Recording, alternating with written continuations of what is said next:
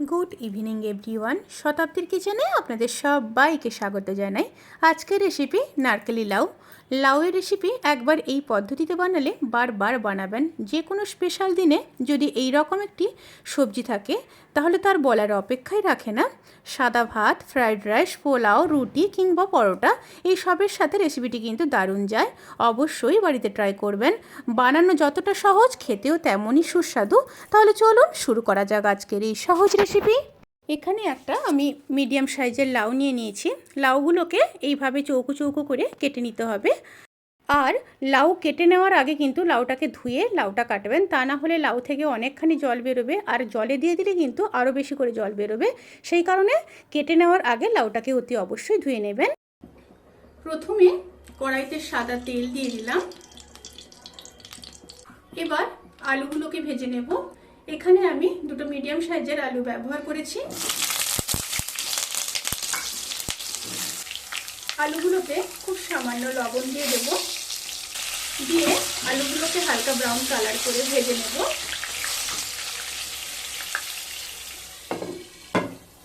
আলুগুলোকে হালকা brown colour করে ভেজে নিয়েছি। এবার আলুগুলোকে তুলে নেব। এবার লাউগুলোকে ভেজে নেব।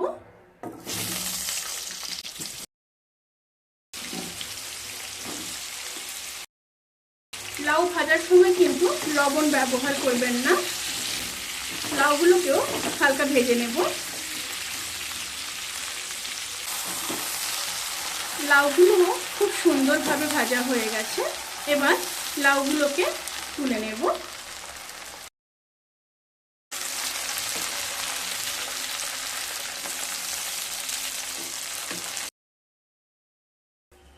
এবার ওই তেলের মধ্যে আরো কিছুটা তেল দিয়ে দিলাম, দিয়ে দুটো শুকনো লঙ্কা,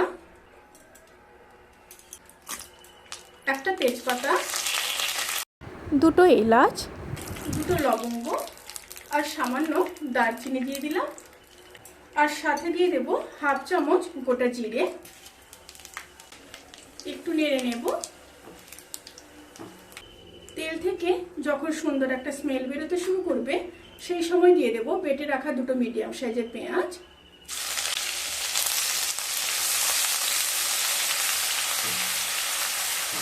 পেঁয়াজটাকে মিডিয়াম স্টিমে হালকা ভেজে নেব।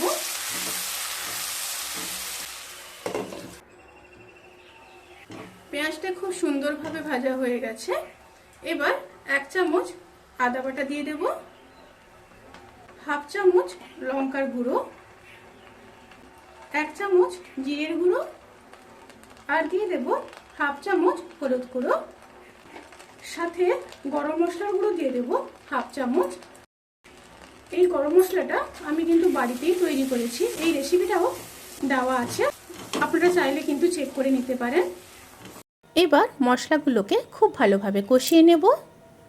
এই রান্নার ক্ষেত্রে কিন্তু একদমই জল ব্যবহার করা যাবে না। মশলা কষানোর সময়ও কিন্তু আমি এখানে নারকেলের দুধ ব্যবহার করেছি। নারকেলের দুধ দিয়ে মশলাটাকে খুব ভালোভাবে কষিয়ে নিতে হবে। লো স্টিমে মশলাগুলোকে 1 থেকে 1.5 মিনিট ভালোভাবে কষিয়ে নিয়ে তারপর ফিরে আসছি।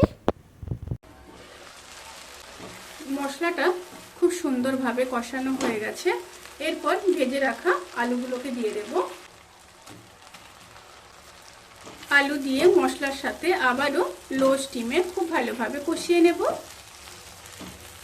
সাথে দিয়ে দেব পরিমাণ মতো লবণ। লো স্টিমে আলুগুলোকে 1 মিনিট ভালোভাবে কষিয়ে নিতে হবে। আলুগুলো খুব ভালোভাবে কষানো হয়ে গেছে। এরপর ভেজে রাখা লাউগুলোকে দিয়ে দেব। লাউগুলো দিয়ে আবারও 1 থেকে 1.5 মিনিট মিডিয়াম স্টিমে ভালোভাবে কষিয়ে নেব।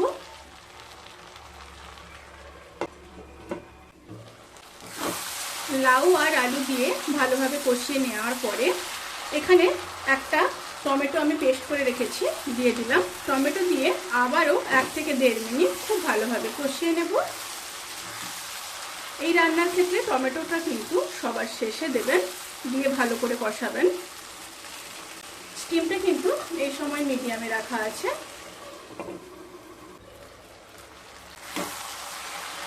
খুব ভালোভাবে কষিয়ে নিয়েছি।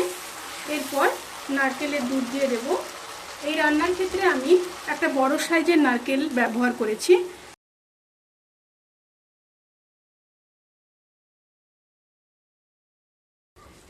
এবার ফুটে আসা পর্যন্ত অপেক্ষা করব। তরকারিটা ফুটে গেছে, এবার ঢাকা দিয়ে লো স্টিমে 5 থেকে 7 মিনিট রান্না করে নেব।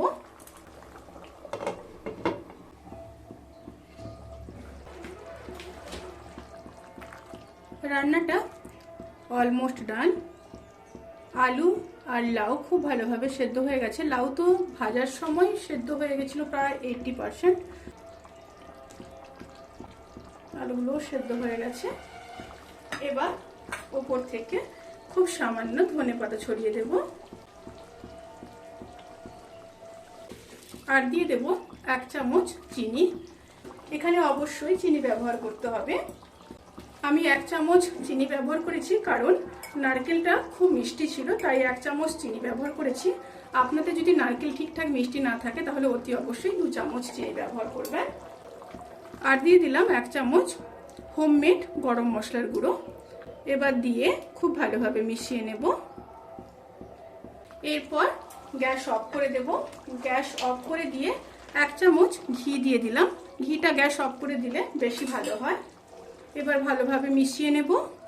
মিশিয়ে নিয়ে ঢাকা দিয়ে 15 থেকে 20 মিনিট স্ট্যান্ডিং টাইমে রেখে তারপর সার্ভ করব। ভিডিওটি কেমন লাগলো প্লিজ কমেন্ট করে জানাতে ভুলবেন না। যদি ভালো লেগে থাকে তাহলে সাবস্ক্রাইব করে পাশে থাকা বেল আইকন প্রেস করে নোটিফিকেশন অল করে রাখবেন। তাতে করে আমি যত রেসিপি দেব সমস্ত লিঙ্ক আপনাদের কাছে পৌঁছে যাবে। আপনারা সবাই ভালো থাকবেন, সুস্থ থাকবেন, সাবধানে থাকবেন। আজকের মতো এই পর্যন্ত। পরের ভিডিওর জন্য অপেক্ষা করুন। টাটা।